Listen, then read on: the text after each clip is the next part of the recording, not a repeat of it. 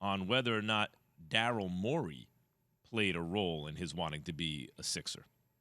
For me, I think just the relationship that I had in Houston, it was basically mutual, but everything was on me. For me, it made sense, man. It's a time where I needed to be around guys that I know that want to win and know that are willing to do whatever it takes to win. And the structure here is unbelievable. That's the goal, man. That's the goal. Like Daryl said, the opportunity, the window is now. Joel is playing the best he's ever played. So my job is to come out there and help him and help the entire team win the championship this year and years going forward. What does he mean when he's talking about guys who want to win? Well, that's a direct shot at Kyrie Irving. I mean, that's a direct shot about the situation with the Brooklyn Nets and all the chaos that's going around the Brooklyn Nets. Another piece of sound that we didn't get a chance to hear, he also talked about reaching out to Doc Rivers. And one of the things I was fascinated about Key, he said, I want to be coached.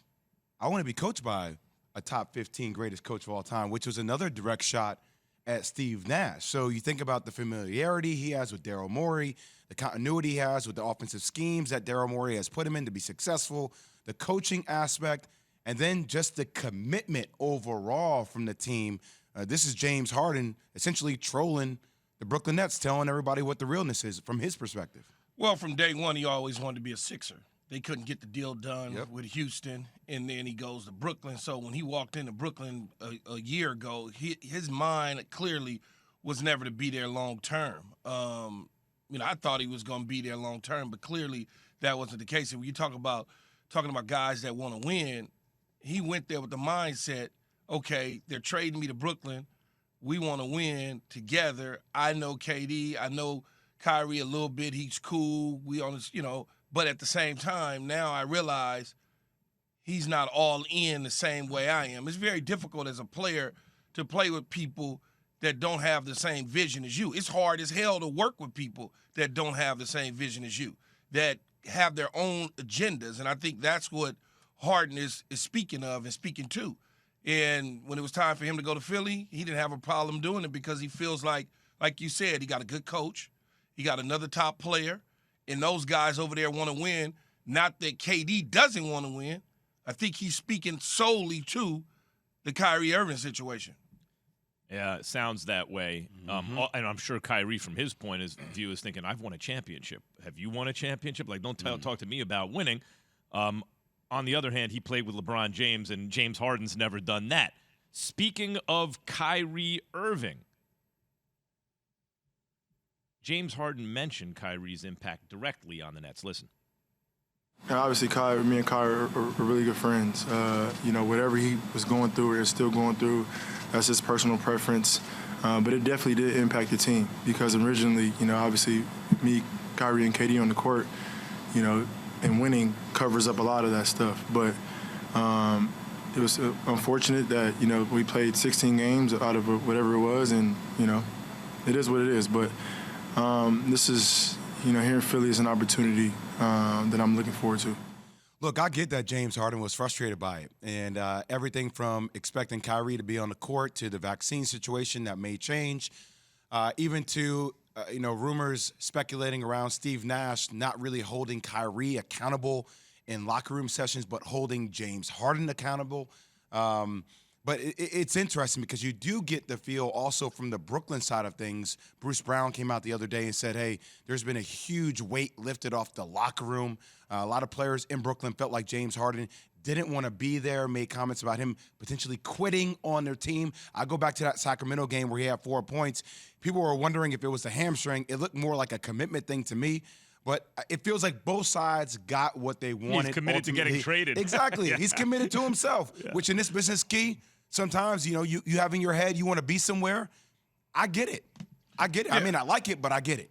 Yeah, he was checked out before he was checked in, clearly, day one. I mean, that was one of those situations when you look at it, Jay, you mentioned the locker room. When a guy is frustrated, and it's not personal.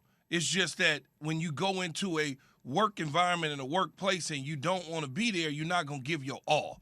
When things aren't going well, you don't give your all. And I think it's hard for people to really understand that because they look at the economic side of things. They look at the money side of things, and they don't look at how a person feels. because they can't see a person's feelings.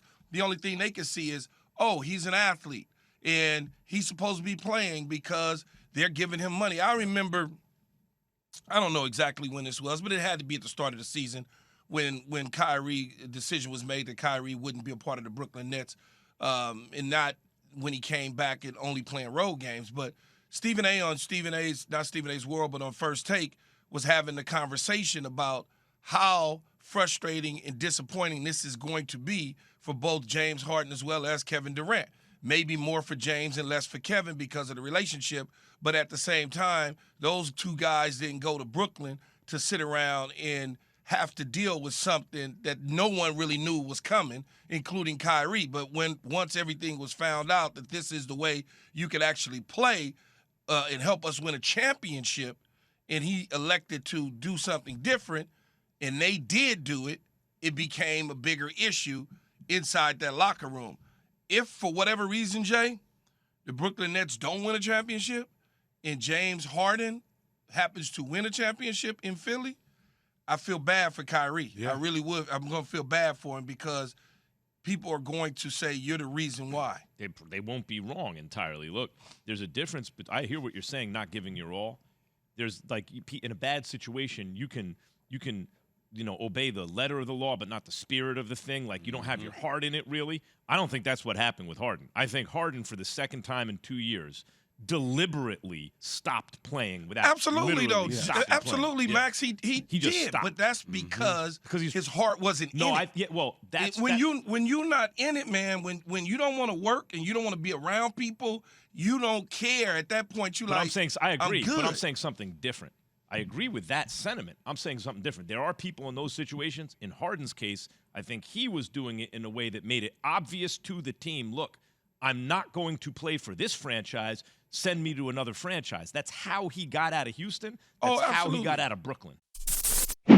Thanks for watching ESPN on YouTube. For live streaming sports and premium content, subscribe to ESPN Plus right now.